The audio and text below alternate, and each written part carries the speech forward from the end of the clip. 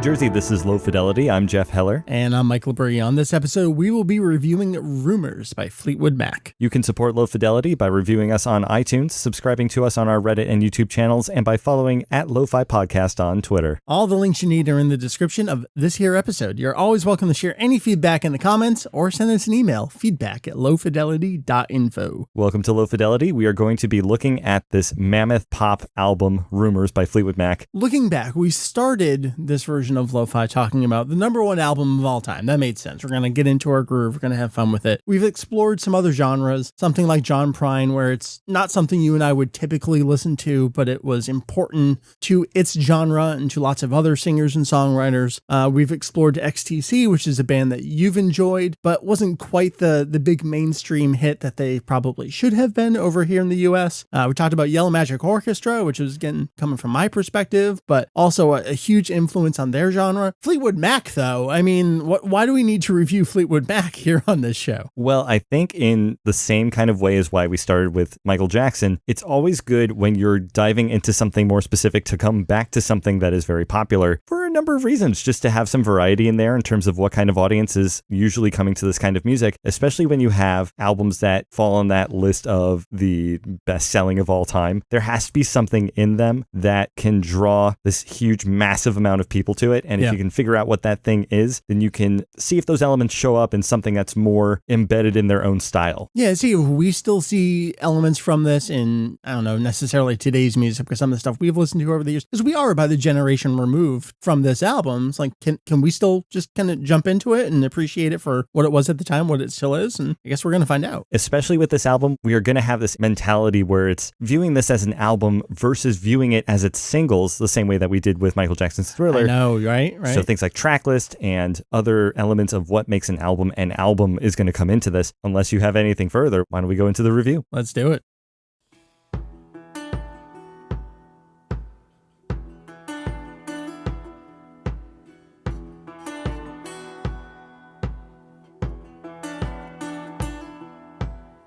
Fleetwood Mac are a massively popular British-American pop rock band that originally formed in 1967 in London, England. The group began as a four-piece blues outfit that gained acclaim from singles written by guitarist Peter Green, including Albatross and Black Magic Woman, which would be famously covered later by Santana. Drug and mental health issues forced Green to leave the band, and a series of albums and lineup changes followed before the most recognizable version of the group would form in 1974. This lineup included drummer Mick Fleetwood, bassist John McVie, keyboardist Christine McVie, guitarist Lindsey Buckingham, and vocalist Stevie Nicks. Fleetwood Mac's eponymous 10th album, the first with this new lineup, spawned 3 hit singles, including the radio mainstay Rhiannon. After a grueling tour schedule, the band retreated to Sausalito, California to record the follow-up. Relationship drama, and an awful lot of cocaine, would make its way into the songs of this landmark 1977 album, which would earn the group the Grammy for Album of the Year, record sales as high as 10 million within the first year, and possibly 40 million to date, and the ability to continue making music for decades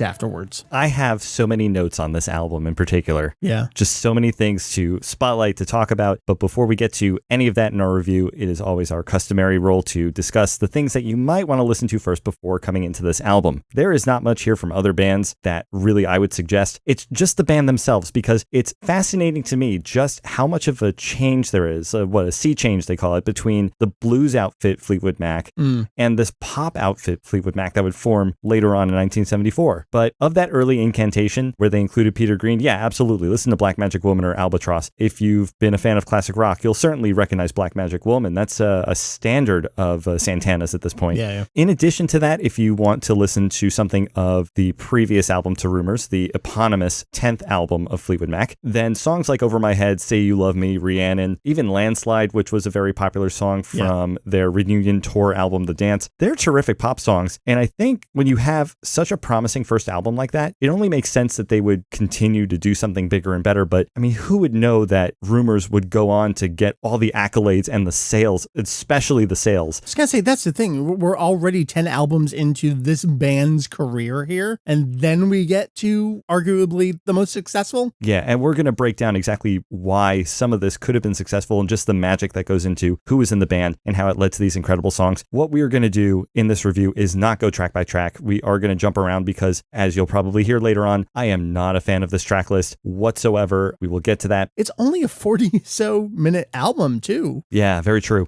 Well, we're going back to the limitations of the format, right? So I know. Going back to vinyl, the same problems this album had as Thriller did, where they were listening to a mix, things weren't working. But in the case of Rumours, the production side of things, they actually had a really hard time getting this thing finished and got pushed back a bit because some damage that was on the original master tapes from Sausalito. Still, the quality of the recording here is just incredible, even to this great. day. It's such a good listen on some decent speakers and even just, regular old Apple earbuds. I think it really shines through on this album. Yes, the mastering behind this is just, masterful, honestly, because I think if you're in a car, if you're sitting at your home stereo, if you've got the... And I did all those, like car, gym, home, earbuds, stereo, subwoofer, not subwoofer, like everything. It works on everything. So that right there is going to make it easy to approach this album just right off the bat because the quality is there everywhere. Where in some albums I say, this one got all the attention, this one did not.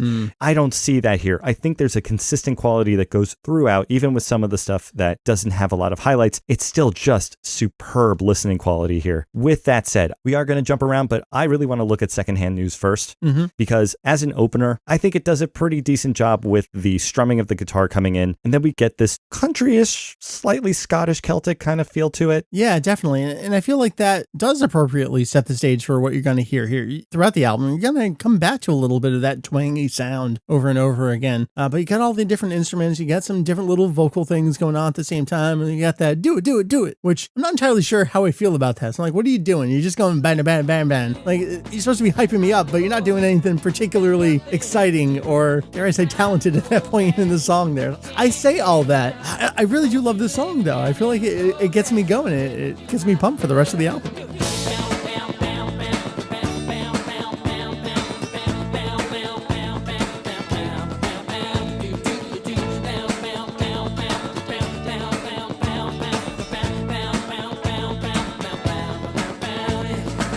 When I look at what Fleetwood Mac does, I tend to split it apart as three different types of music coming together to make a pop album, which I think is just a That's perfect this recipe. album in a nutshell. Exactly. We are starting with Lindsey Buckingham on this particular track. Yep. He brings in this country influence. He's got the rock element with the hard guitar, but really he's falling on the tropes of, I say Gaelic or Scottish. I've been trying to research this as hard as I can. It's just that like bar chanting along kind of thing going on. Yeah, I can get it. Like you're hanging out at an Irish bar just singing and clapping along. It feels like that with his compositions. Absolutely. And we're going to get claps later in the album too. But here's what's interesting. He's the American, right? Yeah. With Stevie Nicks. The two Americans in this group, I find that fascinating. But regardless, lyrically, this album has such incredible zingers on it. It does. I mean, this, again, I'm going to fall back on the same phrases because it sums it up so well. This sets up everything you're going to hear throughout the entire rest of the album. You're talking about the zingers. You're talking about everything's just about these collapsing relationships, both friendship and sexual at the same time, and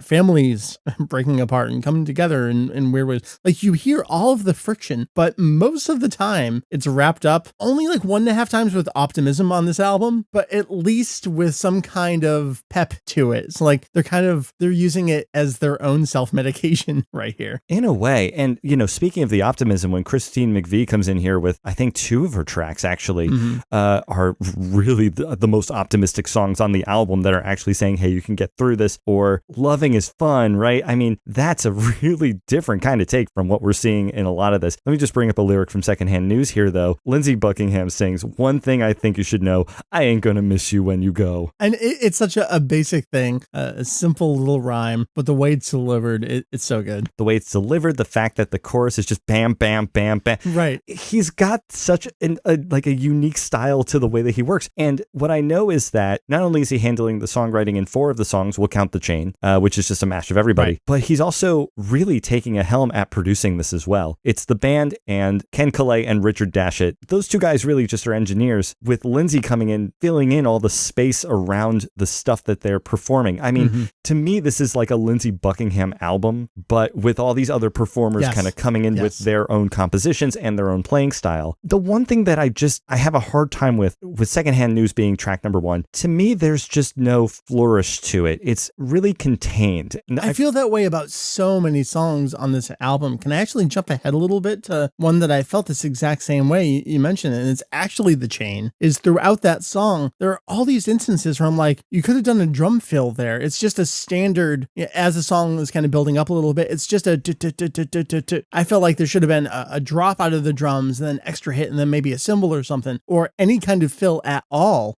And that's how I feel about a lot of these songs, where it's, yeah, you just did the 4 or 8 measures as is, and I didn't hear any kind of flourish there in the song. And then I don't know why I was expecting that, because I don't really get the impression they're like a jam band, but some of the songs head in that territory and then just drop it, and then we're on to the next song. A lot of this is so controlled. There's not really much room for anyone to riff or do something. Yeah. There are these occasional instances where I'll hear that bass come in, or you hear that little extra electric guitar in the right channel for one measure, and then it goes away again. You never hear it again. Yeah, right. Going back to the point of everybody's style here, with Lindsay kind of taking this country tone. Yep. Looking at Christine McVie, she's bringing in her blues background here, and rhythm and blues in the case of You Make Loving Fun as well. So her style is going to mix in with Lindsey Buckingham. And then here comes Stevie Nicks. And to describe her style, I almost go with like a folk style to her. Here's what I've been wanting to ask you. How would you describe Stevie Nicks's vocal delivery? I hear it, and it feels like it's got this playful tone to it at times, but it's also very sad at the same time, which makes sense in the context of this album. But there's this, I can't quite put my finger on the right description for her performance. I think I can answer that a little bit. Just recently, I was reading the Rolling Stone album review, and this is the original 1977 review. They were mentioning that Christine McVie had this singular singing voice to her. But in the case of Stevie Nicks and Lindsey Buckingham, they actually said that their voices were somewhat similar. And I think that helps their harmonies because, I mean, the three of them harmonizing just incredible. That's great, yeah. And that's really all over this album, of course. What they said about Stevie Nicks was that her vocal range was low compared to Lindsey's high vocal range. I can see that, yeah. Where do you see that? Where the female lead has the low vocal range. Right. That's what I think is so unique about this. She's not fitting the stereotype of your rock female vocal lead. With Never Going Back Again, we are getting a quieter mood. We are. It is, however, a beautifully played song. The guitar tones on this are sparkling. It doesn't stand out all that much because while all these songs have these bunches of instrumentation, harmonies going all over, and we really just have Lindsey Buckingham, his guitar, that's it. We do have some background vocals to put in some effects in there between the verses. Mike, I don't know if you knew this, but in recording that song, they actually had to restring his guitar, and we're talking about the roadies here, they had to restring his guitar every 20 minutes just to get the tone that you hear. Oh, wow. Ken Calais, he actually recounted in his memoir that he thought the roadies were going to kill him, like to literally murder him. This track, yeah. Because every 20 minutes they would have to restring the guitar. But I feel like it's absolutely worth it because it's just so sweet, I think, in the middle of these heartbreaking songs. And even this one, it's not to say that it's a negative message. Really, it sounds like it's a message of acceptance to yourself. So that's where I want to see if we differ on this, because when I look at the annotations for this on the website Genius and I look at what theories there are behind what the song is about. Well, and hold on. All of 7 unique lines in the song? It's not a long song. No, there's not many all. words to this song. Right. I mean, it's kind of like in limerick form almost, right? Yeah. In the song, he's saying, been down 1 time, been down 2 times. Obviously, it didn't work. It sounds to me like a guy who's throwing away the idea of a committed relationship and going into the, I wouldn't say rock and roll lifestyle, but the finding flings or just easy thrills just to get over these bad experiences he's had in his relationships. She broke down and let me in, made me see where I've been. He's causing the heartbreak. He's kind of done with this. He just wants to escape and just do his own thing. Man, I don't know. I look at it, I see it very simple as just, this isn't working. I'm probably not, it's one of those, it's not you, it's me kind of things going on. He's recognized that it's the me here, but she's also kind of at blame at the same time. Jeff, I think this is the secret best track on the entire album, actually. Do you really? Yeah, this is, dare I say, my favorite track on the album. Everything you've said about it so far, it's simple, but kind of obscured message. The guitar is amazing. It's every little sound as he's going going along the strings. You hear every movement of his fingers and of the instrument there. I love it. I have to say that it's a good move to put him close to the listener in this case. In the case of Songbird, the piano seems to be sitting in the back. We hear a lot of reverb. Christine McVie is sitting back there as well. Right. This big amphitheater and where they recorded in, you can hear that ambiance going on here. Very different from Never Going Back Again, where he is up close to you. He is in an intimate space with the listener. Yeah. He is, but at the same time, because there's not a whole lot being said, he's having a conversation with the guitar.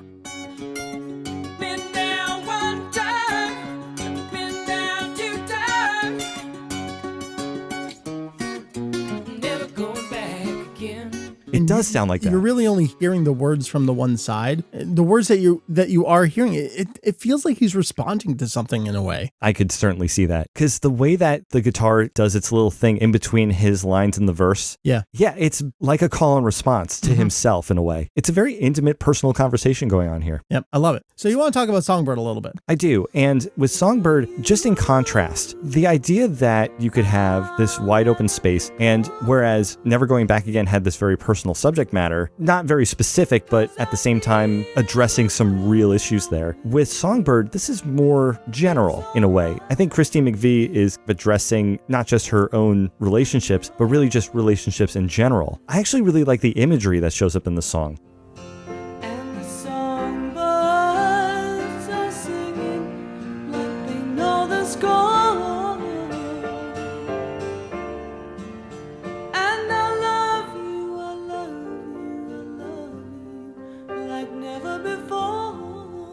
Think about these Disney movies where the two characters, like the end of the movie, or maybe it's like the midsection where the two characters fall in love and they're walking off towards the sunset. You've got these birds that always follow them behind and are singing above them, like they know what's going on, like they know that these are characters in love. Maybe she's not going for that direct image, but it could easily be attributed to that. And she's reinforcing that with this I love you line. It just paints this really loving picture. And again, Christine McVie here is bringing the optimism here, whereas all these other songs talk about falling apart or other bad things. And we haven't even gotten to the real heavy stuff yet. Yeah, but you know what? What? Get it out of here. I don't like it. I don't want it here. It doesn't belong. You don't think it belongs on the album at all? No, this is the problem with all of her songs on this album, is that they're their own album that belongs somewhere else with the rest of their collection. It doesn't fit at all.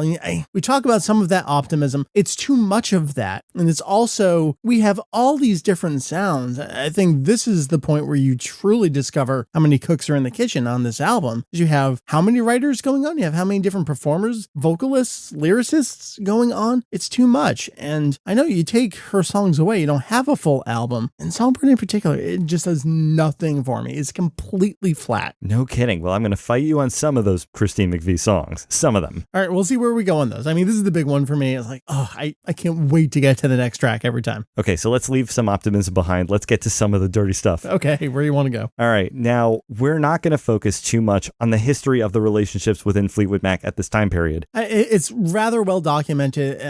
Something we didn't talk about is what do we know about the album going into it? For me, it was, I knew the singles. And as I was listening to it, I'm like, I've definitely heard one or two of these other songs. I mean, what I knew going into this was like, that was the album where everyone was sleeping with each other and everyone was mad at each other and somehow a great album came out of it. Got it. Okay. Yeah, let me get into specifics on that. When they go in to record this, the McVies, Christine and John have pretty much divorced at this point. Stevie Nicks and Lindsey Buckingham have broken up. Mick Fleetwood and Stevie Nicks, I think around this time period, are hooking up as well. And that's kept a secret, but it is eventually let out at some point. And here comes the drugs and the cocaine. And, the hippie era didn't really leave Sausalito at that point. So they had that drug culture coming in. At the same time, with all of these problems, you get some incredible music coming out of this. That's the thing is, we've talked about this in the past with different versions of the shows. Like, this is the first album someone did when they were sober. And how does that compare to some of their drunk works in the past? It's, wow, all right, I can see the difference here. It's like, you hate to have people go through such personal and emotional turmoil. When you get good stuff out of it, it's like, was it worth it along the way? I don't know. We got Rumours out of it. I definitely argue against the idea that you have to have personal trauma in order to make great art. Right, but if you're gonna have it, you may as well make art out of it. Bingo. That's a horrible thing to say. I did not like my delivery on that at all. I don't think there's a great way to say it. But it's a poignant message, especially with an album album like this one where, yes, the heartache between the characters absolutely contributed to the songs that we get out of them. For sure. And they're singing to each other, about each other. Oh, man. Yes, and that is why we're going to go into the pair of songs which directly reference each other, and that is Go Your Own Way and Dreams. Go Your Own Way, Mike. I mean, it's one of, I don't want to say it's one of the biggest songs of all time, but I mean, it's pretty high up there. I would absolutely agree with that. It is very, very high up there. The first single from the album that came out, the guitar on this is just immense. The solos are terrific here. Yeah. Even the acoustic guitar that starts this thing. Well, let's talk about the beginning, because every time I listen to it, I'm like, wait, what song is that? Oh, right.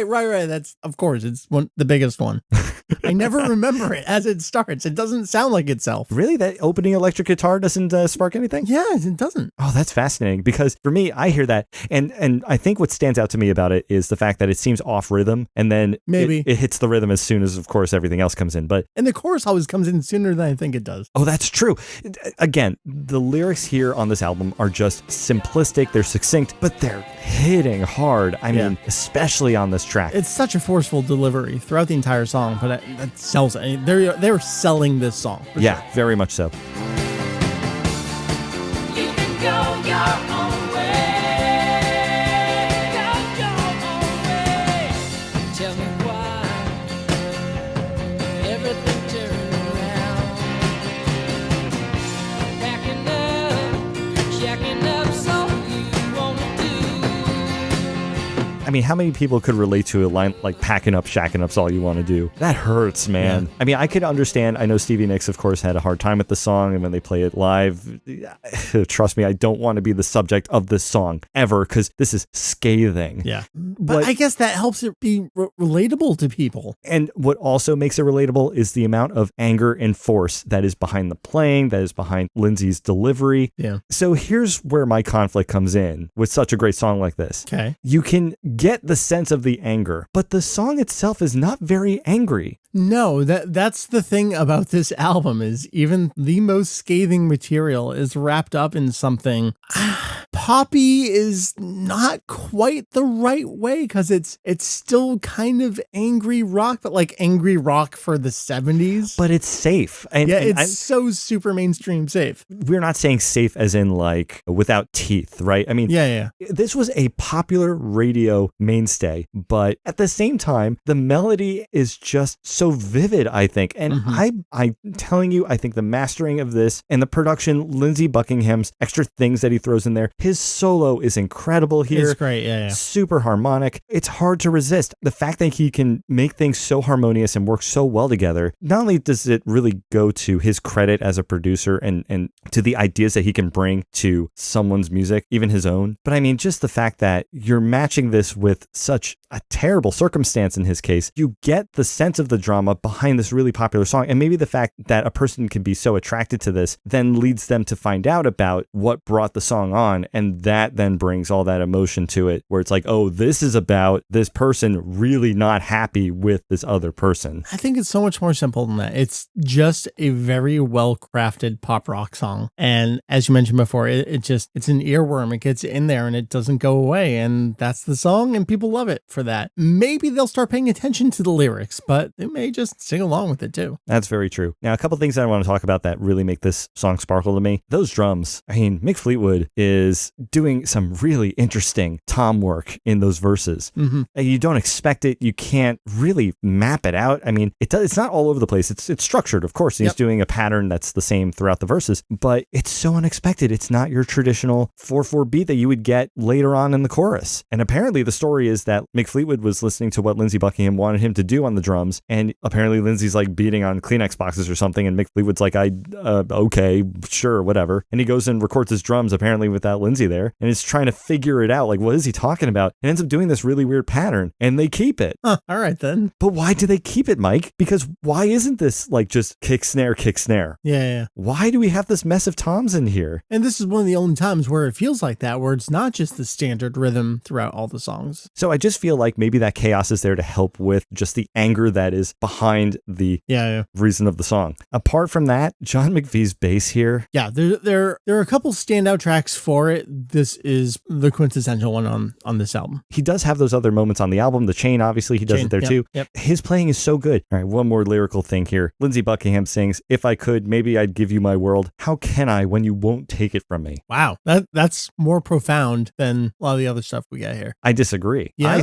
I think there's a lot more profound stuff coming. All right. But this, to me, I can't hear those lines without feeling like just a twinge of, I don't know, like maybe I've seen a little too far, because it just hits you so know too close. much, you've seen too close. Yeah, you just get too close to it that it feels like you're breaking the fourth wall a little bit. Yeah. I'm Never supposed mind. to forget my troubles, and here I'm sitting face to face with it. Yep. And I think it's going to hurt even more when we go into Dreams here, because Lindsey Buckingham and Go Your Own Way, without question, is addressing Stevie Nicks. And then in Dreams, Stevie Nicks is addressing Lindsey Buckingham, which is all the more fitting because Dreams was the second single that came out from this album. And it's so early on the track listing, too. Yeah, very true. Second in the track list. I need to hear, what did you think of this track? I mean, just the chorus. Thunder only happens when it's raining. Players only love you when they're playing. Everything you need to know about it is right there. Like, so sad. It's such a sad delivery to it, too. But as opposed to what we were talking about with something like Songbird, I love it, though. I think it's beautiful. It's exquisite. It's so honest. Like so many songs on this album, and there aren't that many songs on this album to begin with, are just so earnest that you really feel for the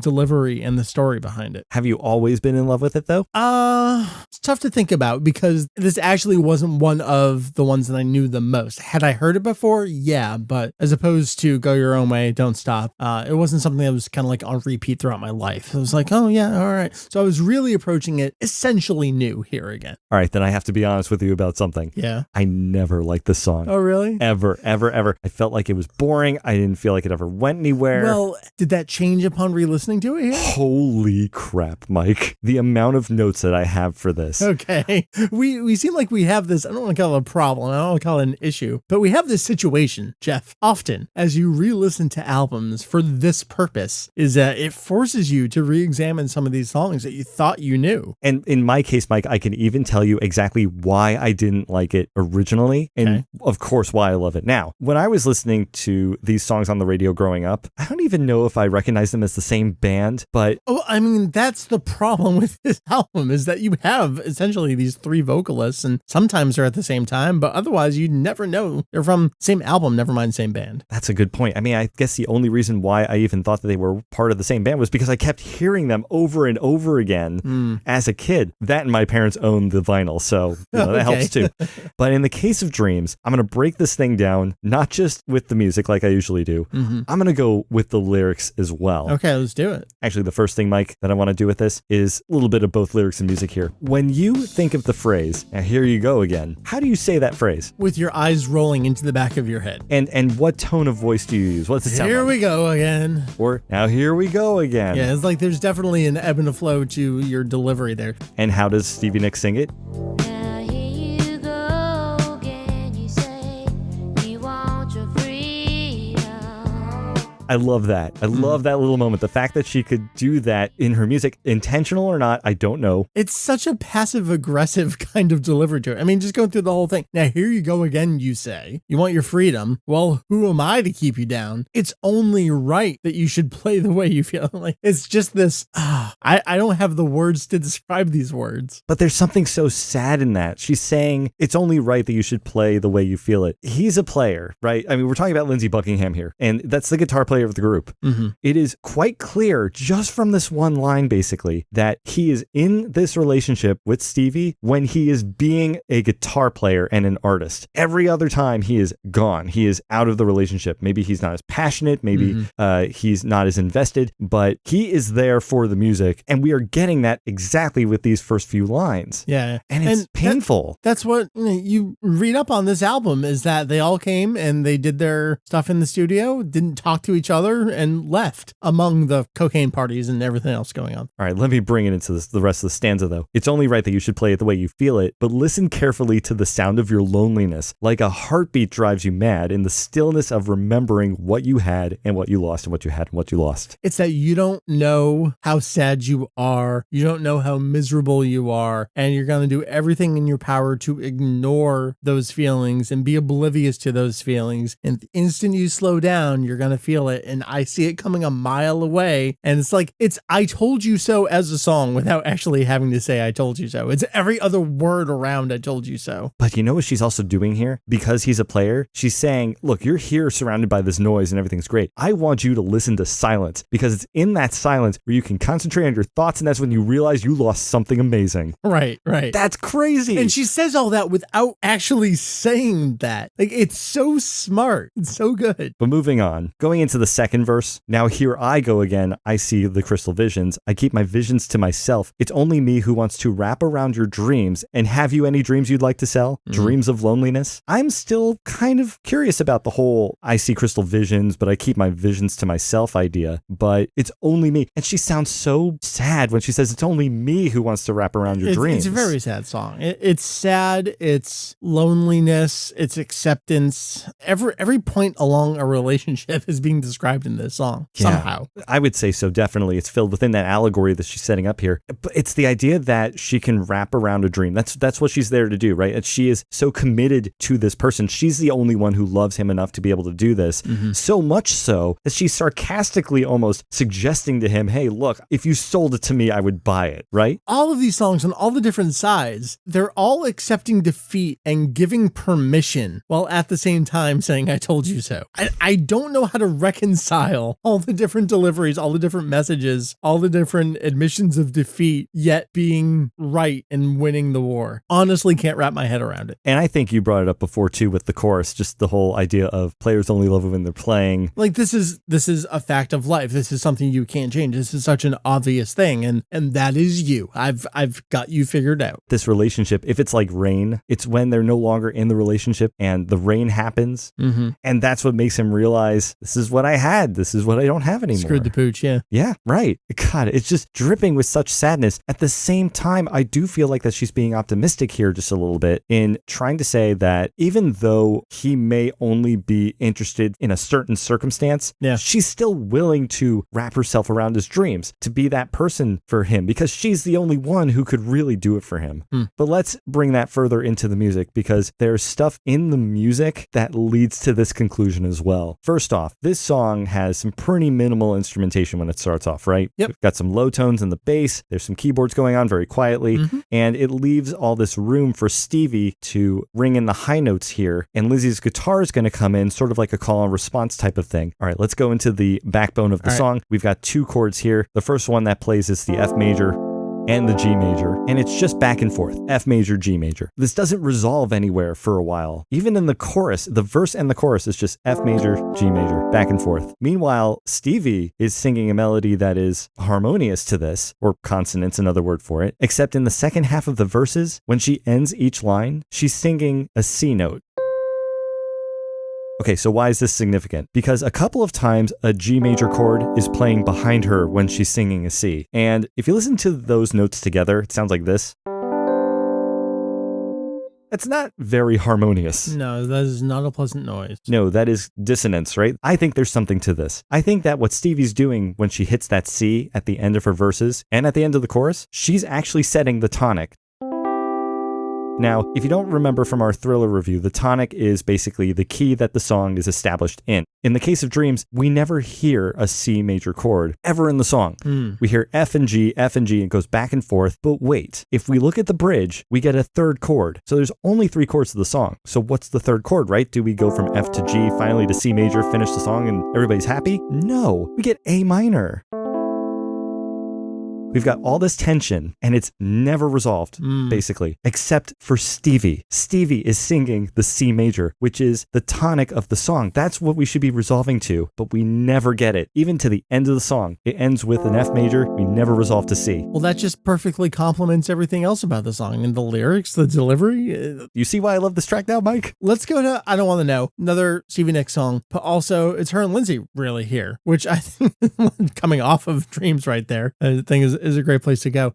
We talked about the clapping earlier. It's one of those songs that's just wrapped up in that happy, optimistic feeling, but probably isn't so. Yeah, it kind of fits within that tone. Let me just share a quick tidbit about the song and why it's here on the album in the first place. All right. It's really only here because Silver Springs was too long. It's really it. That's why this is here. It's a Stevie Nicks song because God forbid they chop off a Stevie Nicks song and she only have like, what, 2 songs? Gotcha. That's why it's here. And it's short and it's quick. It is, but Jeff, this is one that I'm always, and maybe this speaks to it. I always go, oh wait, what song is this? Oh, right, it's that song. But I like it more and more every time I hear it. I don't know what it is about this song. I think it's just, it's pulling in some of the stuff Lindsay was doing earlier. Where it's got a little bit of a twang country style to it. As I get older, I'm appreciating country and folk music more and more. And I don't recognize the man that I've grown into. I don't understand this.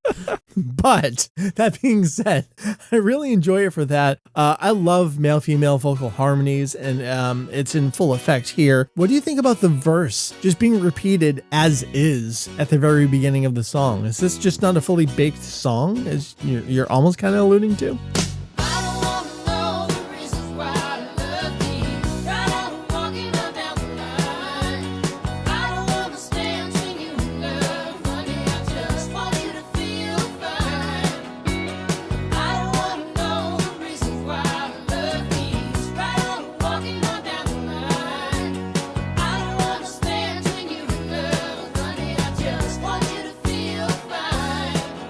Right. It does feel a slight bit incomplete, I guess. I mean, granted, again, mastering is wonderful here. It sounds full. It sounds beautiful. Yeah, it sounds wonderful. And maybe that's why I love it so much. It just sounds so good. But to me, honestly, it's just a glorified line dance. Yeah. It's just like, yeah. Like you said, the repeated lines in the verse. Mm-hmm. Not to say that there's nothing charming about that. I mean, geez, we can go back to many other songs that we've talked about where it's very, very simple. Well, I've discovered why I like it so much. All those things that I already just mentioned. I love the harmonies, male, female, got some cool clapping noises. And Stevie Nicks' performance here is so good. She's wonderful and everything. But the next track is Oh Daddy, and I'm just enjoying this so much, and I don't want to go to Oh Daddy. I'm like, take me back, Stevie. Take me with you. Gosh, how much I agree with you on this. I never know, and that's what I love about doing this show, is I never know what I'm gonna get when I go into this review, and we try to pin each other for what the other is gonna like, what they're gonna dislike, and I'm always surprised when we do agree, not just on one song, but like on the entire flow of a part of an album. Well, let's go into Oh Daddy, because I cannot with this song, even to this day. You know, I've listened to the album since I was a teenager. This was one of the albums as a teenager where I said, I just need to listen to the whole thing. There must be other songs to this, because I always knew the 4 singles. Let me hear the rest of it. I get to Oh Daddy, and I just cannot wait for the song to be over. With Dreams, I got bored. With Oh Daddy, I get upset. Really nothing happening in these lyrics besides describing this relationship. And I mean, these lyrics, by the way, I actually do like the lyrics on the song. It's a tough song to listen to. Yeah, the lyrics, like, it's tough, but it's not that I don't want to listen to it because it's tough, because it's sad. Just her style in general just is not doing it for me at all. I'm going to defend her, but we're not there yet. I just want to say, though, that I think she does have a really clever line here. The whole idea of, you're letting me know you're the best thing in my life. Yeah, that hurts. That says a lot about that person. Yeah, it really does. I could certainly identify with that. It's just like your self-confidence, or you as a person just so low on yourself that you're clinging to this person who can give you that, not that confidence, but just someone who actually gives you that attention. You can't let them go because you're not going to get that with anybody else, so you think. Oh my God, you can just imagine this type of person who puts everyone down around them because that's what builds them up. They have to constantly be talking smack, family show here, about other people for them to feel good about themselves. Just the bravado there is just fake, and it's a show for the insecurity on the other side of it. I mean, that's just what codependency is, really. I mean, that's what we're looking at here. Yeah. It's just sad. I feel, though, that if this were on a more more conceptual album that tackled these kinds of things. Yes, that's where it belongs. That's where it belongs, yeah. I don't actually dislike her songs. I just feel they belong somewhere else. And I would like to listen to them in that context with a larger message, with a larger collection of material in that vein. All right, well, we'll move that aside because we're not going to get much resolve here, as I've said in many other times before. It's not going to be in this song. I'm going to take you to the two Christine McVie songs. I'm going to start with Don't Stop. I mean, you say that, but it's Lindsay delivering everything, so... No, it's not. Not in Don't Stop, it's not.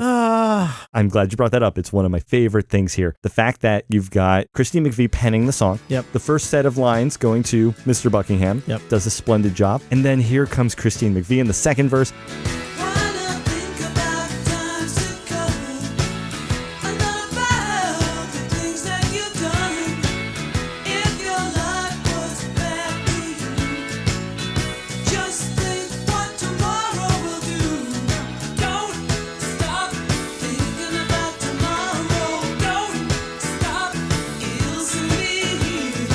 Their voices together are so harmonious here. They are really good. I can't, yeah. But what it is about Don't Stop, apart from their pairing, is the tack piano. If you have not heard the difference between your standard, let's say your Steinway, your grand piano, versus a tack piano, you got to hear the difference. A tack is like those old Western pianos that you would hear mixed with the Vox Continental, that is a transistor organ, hitting those really high notes. The two of them together, that is the soundtrack to optimism from here on out. It totally is, and this is what I was talking about earlier. It's like 1.5. This is the two of the 1.5 kind of condensed all together. Yeah, this is the sound of optimism to me because it just sounds so giddy, so happy, and it's so authentic. And I think that's what really makes this stand out. Lyrically showing off this optimism. I know you don't believe that it's true, but I never meant any harm to you. If your life was back to you, just think what tomorrow would do. These are surface level. Granted, there's nothing very specific going on here, but you don't need to have very specific lyrics if you want to reach a wide audience in particular. We talked about that. Yeah, keep it a little vague, keep it a little more mainstream. Yeah, exactly. And so this spreading because of that, yeah, I totally see it, to the point where even the Clintons felt that it was appropriate for, especially for Bill Clinton's presidential campaign. I think it was one of the most famous things about his campaign was the usage of the song. Even at his inauguration party, he reunited the band, something that was unthinkable at the time, and got them to perform the song. Although Christine McVie to this day says,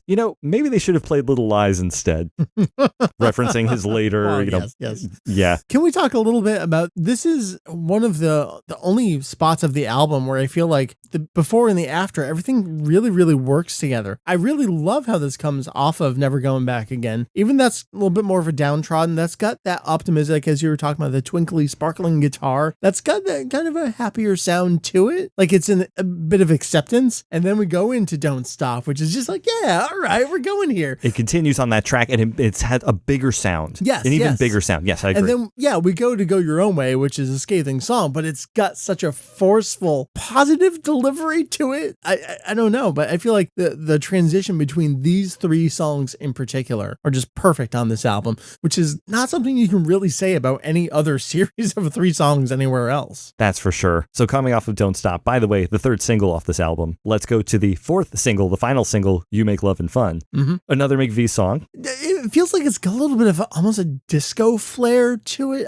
Rhythm and blues is what I would put on it. Yeah. Yep. Like pre-disco type of thing. Yeah, like it's got that sound. So we're still talking about the 70s. Like this sounds like a 70s song to me, as opposed to the rest of it, which you could peg for 81, 82, 83, I feel like. Oh, or even Don't Stop, I would think would be perfectly relevant today. Yeah. Yeah. In the way it's recorded, in the instruments that they use, the mastering of it, yes, I absolutely agree. With You Make Love and Fun, this was my favorite song for the longest time on this album. Really? I cannot see. Who is this man in front of me? Well, let me say this again. The harmony. Oh my God, the harmony here. It is good. Yeah. There is this great setup with this bluesy rhythm and blues type setup with the verses, and then it gets abandoned and things get floaty, and we've got the voices in the background, and I mean, it sends me to another place.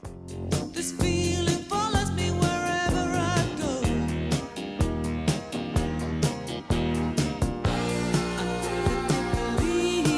believe in miracles, but I have a feeling it's time to try. I never did believe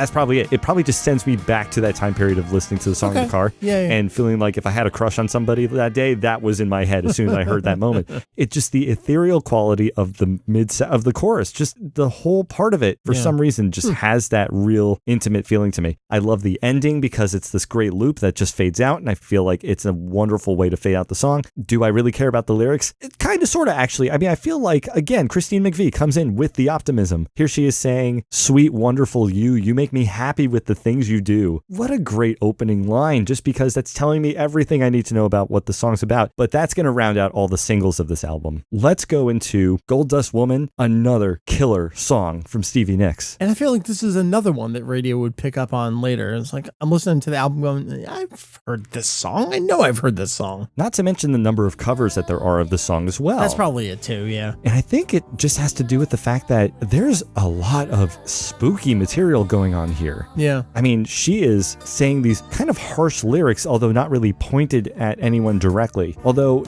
I'm going to bring up some things about the lyrics and that they may actually be pointing to particular individuals, just not by name here. Let me dive into the lyrics on this, because the first thing I want to mention is there's something about this chorus. There's not a lot of rhyming going on here, but the rhythm of the words. Well, did she make you cry, make you break down, shatter your illusions of love? And is it over now? Do you know how? Pick up the pieces and go home. There's not a lot of rhyming here. Yes, how and now and down, right? But cry, love, home. We're jumping all over these tones, but it's so powerful. She is being very forceful here, and I think it breaks the intensity when you don't have these rhymes going on. Like, it makes you pay more attention to what she's saying here, which, if you think about it in terms of someone who's had their idea of love shattered by this person with ulterior motives, that to me is super powerful. We were talking earlier about some of the songs where it feels like this could go somewhere. Here's one of the only cases where it truly does, is we get into this crazy, awesome jam territory, and I want more of it. And it goes for a little bit. And it's a very loud, powerful message in the delivery and the music behind it. I love that about it. Well, I gotta say that there's something to that effect where the album version of the song isn't actually my favorite, and it's because there's a potential for this intensity that I don't feel actually goes there. I agree. So tell me more about that then. Okay, so it's in the percussion, it's in the drums,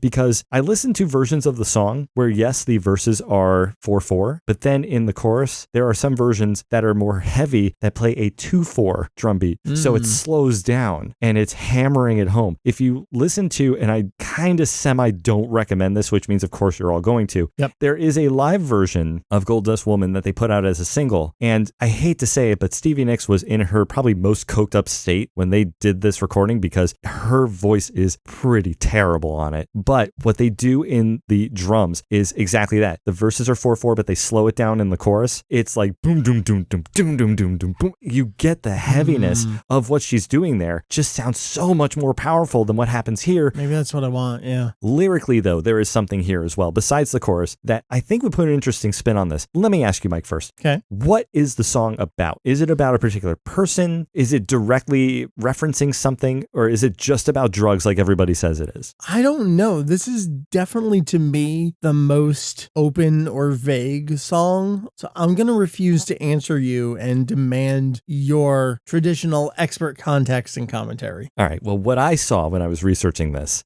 was not so much about drugs. Yes, drugs are a part of it. Gold Dust Woman, even Stevie herself will tell you, references cocaine or just drug culture, whatever you want to call it. But the other theory behind it is that it's actually about groupies. And so she's calling out the groupies and saying, heartless challenge, pick your path and I'll pray. Stevie herself, the narrator in the song, doesn't want to go down that road. She's in it for the relationship. She doesn't want to be like the groupie that's just hanging around and sleeps with them. She's not a part of that. That's a heartless challenge. You pick your path and I'll pray for you. Like, that to me is direct to someone who has a character that she is not in line with. And that to me would absolutely be a groupie. But it gets even further with that. Rock On Ancient Queen. Yeah, Follow I those. jumped right to this. Yep. Yep. Follow those who pale in your shadow. Rulers make bad lovers. You better put your kingdom up for sale. This is not a sustainable lifestyle. Yeah. This is not what a relationship is. You are going for the short term. You are not going to do well with this. Once someone put the groupie idea in my head, and I think it was a later interview where she said that, where it was about that particular idea, I couldn't get it out of my head. Like it just matched everything she's talking about. Did she make you cry? Did she make you break down? She's looking at Lindsay maybe in this case and saying, Yeah. why are you with these women? They are breaking your heart. Like,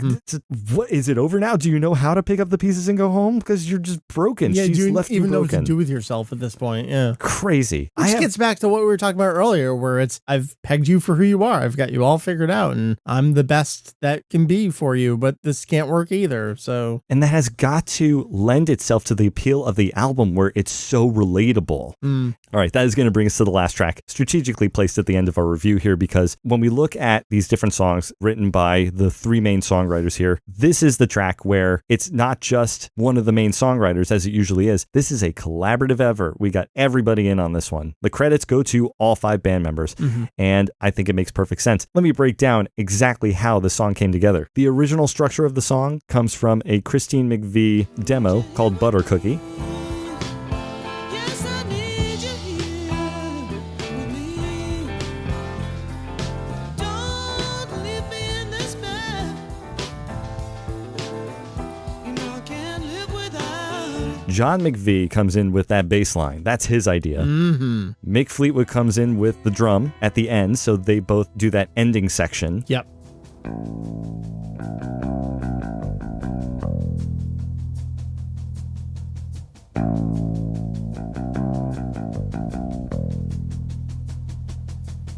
Then we get the verse and the chorus, the music of that, coming from both Lindsey Buckingham and Christine McVie. Then here come the lyrics from Stevie Nicks, and then you've got the guitar solo coming in from Lindsey Buckingham.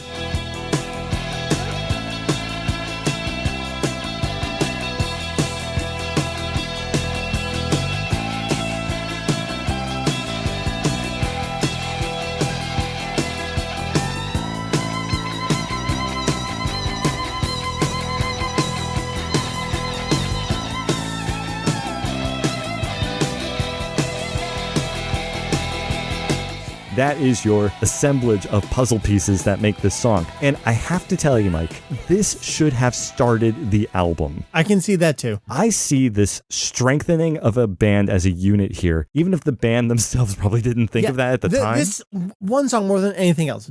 Here is your Fleetwood Mac right here. This is the song that is the band. And not only is it because everyone's contributing to it, but because there's an actual, like, almost like a plot to this in the music, almost like this Peter and the Wolf type of thing, where you've got this pretty standard, if you don't love me now, you will never love me again.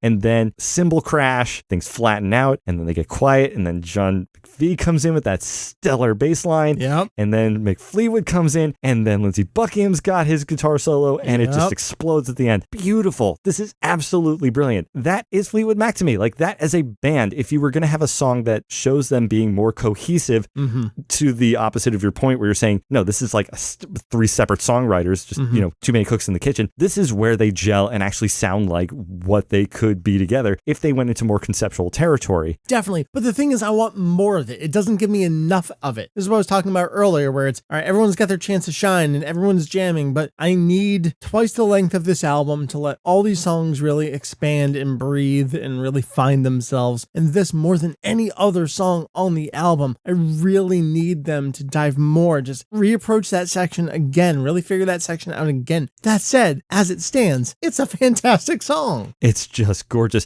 especially when you put it against these other songs. It matches the same kind of surface level attention to detail here, but the production is just stellar. Oh, it's so good. The arranging is so good here. Definitely a standout. We have gone through every track. I immediately want to talk about this track list because I am dying to tell you just how bad I feel the track list is on this. And it's so difficult to say that because this is an absolute collection of singles. We have this conversation every time with with these albums that are collections of singles. And how do you order this? But I'm telling you, the change should have been number one. I feel like they did not have the sense of mind to realize that as they were making it, and drugs, whatever, but I mean, even personal drama too. And they probably didn't want anything to do with each other besides make music at the time. So they probably didn't see the fact that they were coalescing so well on this track that it wasn't going to be first on the album for that reason. But this would have been stellar. And then you go into a pop song, and then you go into something like Don't Stop or Go Your Own Way and just continue the momentum. I feel like they really could have done something like that here. To some degree, I disagree. Because they're so perfectly gelled here, you kind of need it in the middle, because if you do any more with that, you start really grouping everyone's songs together, and that really drives home how different all the songs feel. So you kind of have to do this stagger, but at the same time, you don't want it to be a perfect 1, 2, 3, 1, 2, 3, 1, 2, 3 kind of stagger for this collection of songs, and it's not that many songs. No. You kind of have to do it that way, or the slap in the face of this is 3 different albums kind of hit you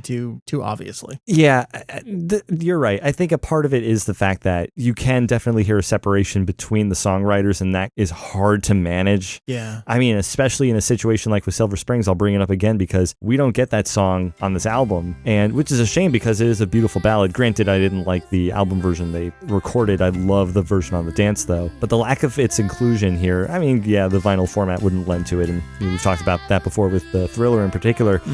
Sacrificing that kind of quality for I Don't Want to Know. Had Silver Springs been in there, I feel like, to be honest with you, maybe it wouldn't have balanced out as well as it currently does. It may have actually been too strong in that way, even as gorgeous as the song is, but it would take away from how... I'm going to disagree with you, though. I understand what you're saying, but I disagree. I do feel like there is a cohesion through the tracks, even though Christine McVie tends to go in her own go her own way. She does have this kind of signature thing to her, but I do feel like Lindsey Buckingham does a good job of throwing in the kinds of harmonies that he does there in other tracks to kind of tie it in together. He's the rock throughout the album, for sure. Yeah, I would say so. Now, Mike, I want to ask you about the fact that we have 3 Brits and 2 Americans here. I've already mentioned that Lindsey Buckingham brings in UK influence here, even though he's American. He's not from the UK. You have 3 UK band members here, and he's the one bringing that influence in. I mean, it was kind of a special circumstance that Buckingham Nicks were dropped from their label at the time that Fleetwood Mac had an opening, and that's how you get that pairing coming in. But what I always found intriguing when I was younger listening to the album was just how unique that was, that you had these 2 sets of people that come from these different backgrounds, but just together, they end up making this crazy good music over the years. Yeah, I mean, how many groups, bands you get that come together later like this? I mean, we already talked, we're more than 10 albums into this band's existence at this point. I mean, how many bands would have just fallen apart at that point? And yeah, I mean, they kind of had. I mean, you're looking for other members to fill in here to get that cohesion, but to definitely not get that cohesion at the same time. That is fascinating. You know, you don't have many examples like that I can think of. Yeah, and we're going to get into a discussion later on sometime down the road where we'll discuss if personal drama makes great art. But just kind of diving into that a little bit here with Fleetwood Mac in particular, is there something to the fact that all these people are having a hard time, and so that leads into the songwriting and that makes it more approachable? Is it the fact that they can directly identify with their situations, but then somehow peel it back enough where it's not going too deeply into their personal problems? Yeah, I mean, you can't deny it because that's what came out of it. I mean, the proof is in the pudding. It's in front of you right now. You got the result of that. But how did they not kill each other? Right, but well, that's the talent part behind it at the same time is, yes, you have all this personal stuff going on, not just the relationships, but the drugs and just the fact that they are rock stars going on here. But there is that actual musical genius backing it up at the same time that can overcompensate for everything else going on around them. You got to give it to them in that regard. Yeah, absolutely. They deserve a lot of credit for that. Let's then take it over to how well this album did. I've got a number of stats, Mike. Anything jump out to you in particular? Just the number 1 over and over again here.